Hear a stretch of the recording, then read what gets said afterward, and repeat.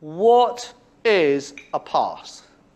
You will, if you've sat the exam before or you've talked to other people, you will heard results in terms of a number out of 100, where 50 is the golden number, or 50 plus, and anything beginning with a 4 or less isn't. Absolutely irrelevant. This exam is a competency-based assessment.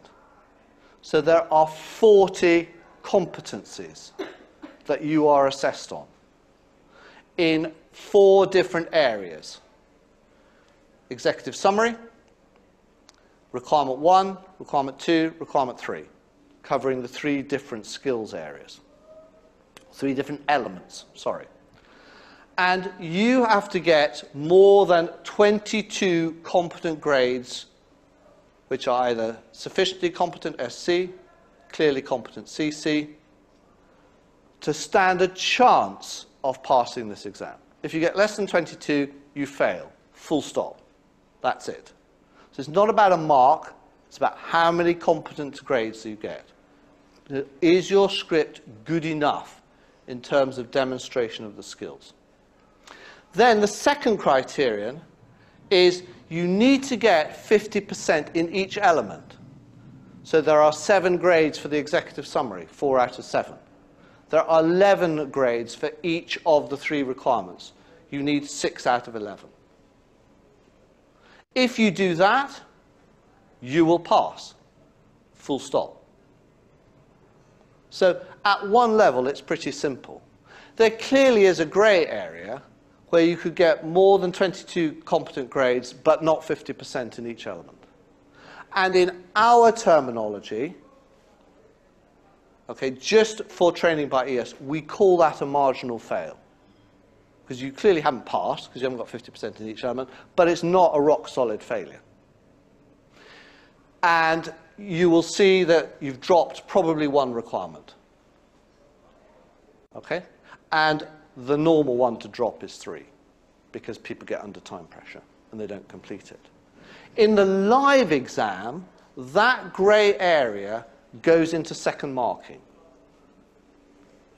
And we'll look at how the marking works further down the track. And I'm going to introduce you and take you through quite a detailed session on marking, so that you understand how your script is going to be assessed, and you can start to get a little bit tactical in how you use your time and your effort in the exam, particularly if you start to run out of time. You know what are the important things to do. We don't do second marking, we don't have time. If you do drop into second marking, then your script is remarked. If the first and the second markers, the second marking is done blind, they don't know what the first marker has done.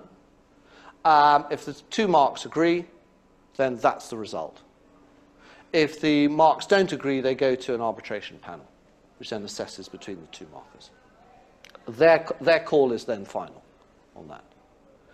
The examiners then review the scripts in this grey area, and they have a number of qualitative criteria, which they have considered in the context of this exam relative to other exams in the past, to make sure that it's always the same sort of standard. Okay? A number of qualitative criteria that they say, unless this candidate can show these criteria, demonstrate these criteria, they are not good enough to be an ACA. So it's always a qualitative assessment. All of these competent grades, when they've ruled the last candidate to have satisfied the criteria, that is then ruled as 50 out of 100, that script, and you scale the rest of the results up to 99 or 98 or whatever it is, and scale the rest down. So the mark out of 100 is utterly meaningless. Similarly, if your previous tutors or other tutors that you currently work with give you a mark out of 240, which is the number of raw marks on a key, utterly meaningless. Quartiles, utterly meaningless. It's all about competent grades. That's all it is. So that's what we're going to work in. We work in competent grades, and you need to have enough competent grades to pass.